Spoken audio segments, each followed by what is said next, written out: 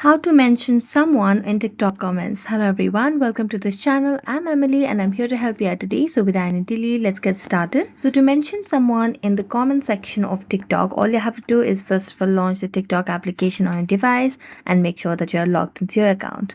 Now if you want to comment or mention someone in the TikTok comments, all you have to do is tap on the comment section at the right side of the screen and then tap on the comment section.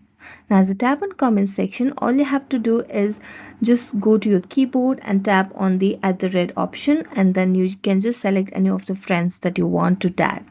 So if I want to tag this person, I can do that. Next, you can tag the person or someone else by doing this as well. Here you can see the option of tagging or mentioning someone over here. So just tap on that option and you can mention that person again. And after doing this, you can just tap on mention and then you'll be able to mention them. So thank you so much for watching this video. See you next time.